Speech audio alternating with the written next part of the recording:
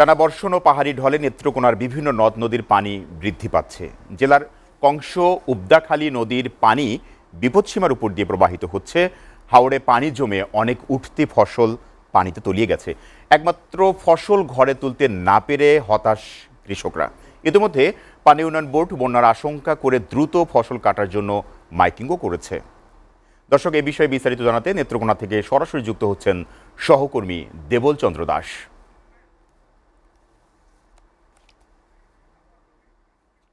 দেবল, নেত্রকোনায় যে টানা বর্ষণ ও পাহাড়ি ঢলের পানি নদ নদীর পানি বৃদ্ধি পেয়েছে, এই বিষয়ে আপনি কি জানেন? আর সেখানকার মানুষের ক্ষয়ক্ষতির বিষয়ে আপনি কি জানেন? বিস্তারিত জানতে চাই। আপনি যেমনটি বলেছেন, আপনি জানেন যে গত কয়েকদিনের টানা বর্ষণ এবং পাহাড়ি ঢলে নেত্রকোনার বিভিন্ন নদ নদীর পানি কিন্তু বৃদ্ধি পাচ্ছে। আজকে কিন্তু নদ নদীর যে কংস এবং যে উবদাখালীর যে নদীর পানি বিপদসীমার উপর দিয়ে যাচ্ছে। তো এছাড়াও যে এই বিভিন্ন অতিবৃষ্টির কারণে যে বিভিন্ন হাওরে যে পানি জমে কিন্তু ফসলি জমি যে উঠতি ফসল যেটা বলি ইরিবুরু ফসল, হাওরের একমাত্র ইরিবুরু ফসল কিন্তু পানি নিচে তলিয়ে গেছে। তো অনেক জায়গায় কিন্তু যে শুকনা জায়গায় কিন্তু কিছু কিছু থাকলে কিন্তু নিচু এলাকায় কিন্তু পানির নিচে কিন্তু বুরু ফসল তলিয়ে গেছে। তো এক্ষেত্রে কিন্তু তারা শ্রমিকের অভাবে ধান কাটতেও পারছে না, আনতেও পারছে না। কিন্তু এ নিয়ে কিন্তু কৃষকরা বিপাকেই পড়েছে।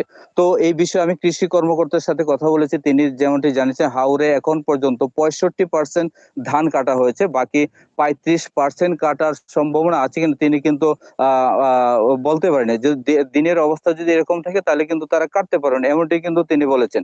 তা আমার সাথে একজন কৃষক আছে, তিনি কিন্তু এই হাওরে কিন্তু পানির মধ্যে ধান কাটছেন। এখানে যে কৃষক রয়েছে, আমি তার সাথে একটু কথা বলবো। তো আসলে আপনার যে এখানে যে কতটুক জমি আছে এবং কি অবস্থা, আপনি একটু বলবেন কি?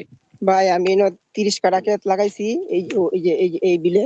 তারপরে আমার এই 5 কাঠা পরিমাণ ক্ষেত কাটছি।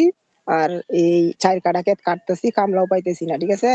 এরপরে এখন এই 4 কাঠা ক্ষেত কাটতেছি, যে নৌকা দিয়ে ধান কাঁচা অর্ধেক পাকছে অর্ধেক কাঁচা এরকমই এখন আনতেছি, ঠিক আছে। পাকার তো এখন আর আশা করে লাভ নাই, ঠিক আছে। তারপরে আপনার এই 25 কাঠা ক্ষেত এই এখনো এই পানির নিচে, এটি আর কাটা যাবে না।